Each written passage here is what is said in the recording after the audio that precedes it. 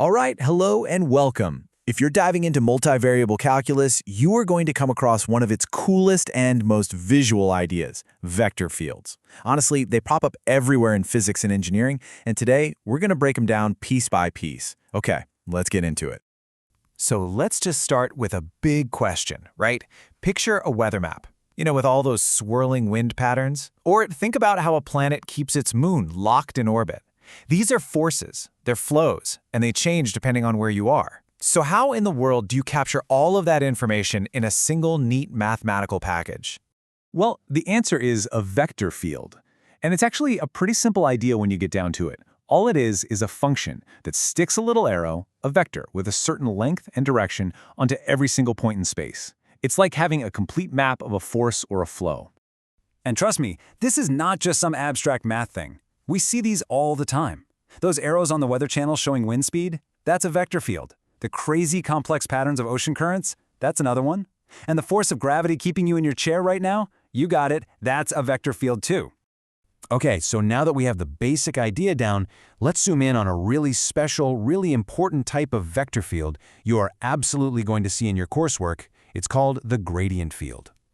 Now, these gradient fields are also known as conservative vector fields. And that name, conservative, is a huge clue about what it means in physics. It has to do with conserving energy. But for right now, let's just focus on how you actually build one mathematically. So, here's the key. A conservative vector field isn't just some random collection of arrows. Nope, it comes from something much simpler, a scalar function, which we call f, or the potential function. All you have to do is take the partial derivatives of that function f, one for x and one for y, and those become the components of your vector field. That's it. Now, if you want the best possible way to picture what a gradient field is doing, here it is. Just imagine your potential function f is a landscape, right? Like a mountain range with hills and valleys. Well, the gradient vectors at any point will always point in the steepest uphill direction. It's a perfect mental image. All right, that's enough theory. The best way to really get this stuff is to see it in action. So let's walk through 3 classic examples to make all this feel a bit more real. We're going to start with probably the most straightforward vector field there is. F equals the vector xy. It's super simple. It just means that for any point xy, the vector we draw there is, well, xy. So to see what this looks like, you just test a few points. Like, if you go to the point 1, 0 on the x-axis, the vector is 1, 0, so it points straight to the right. If you go to 0, 1 on the y-axis, the vector is 0, 1, pointing straight up. You see the pattern emerging, right? Every single vector points directly away from the origin, and they get longer the further away you get. And what you get is what we call a radial explosion field. It literally looks like something is exploding from the center and pushing everything straight out. So simple, but so cool to see. Okay, next up, let's get some practice building one of those gradient fields we were just talking about.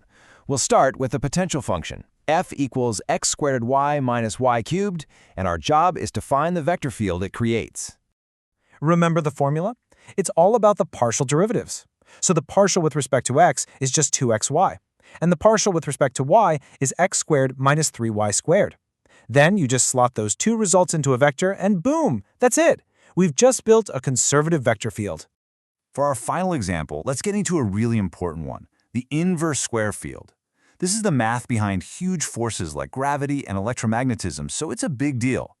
The goal here is to create a field that always points in towards the origin and gets weaker the farther you go, specifically by the square of the distance.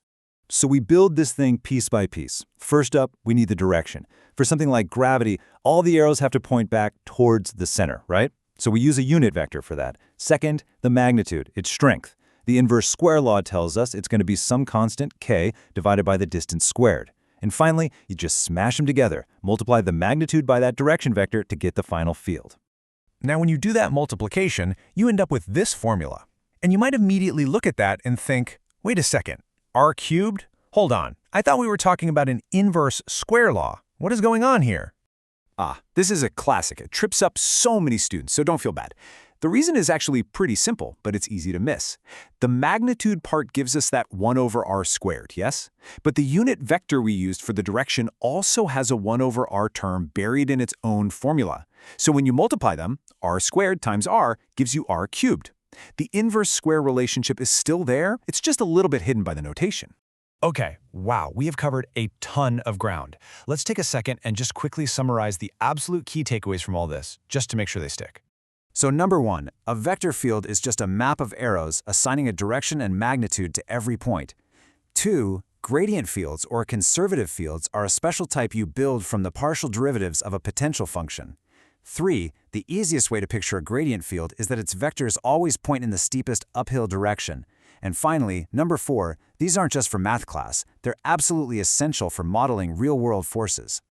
So I'll leave you with one final thought to kind of connect the math back to the physics. We said that gravity is a conservative vector field. So what do you think that word conservative implies about the energy it takes to move something from point A to point B inside that field? It's a good one to think about. Thanks so much for watching.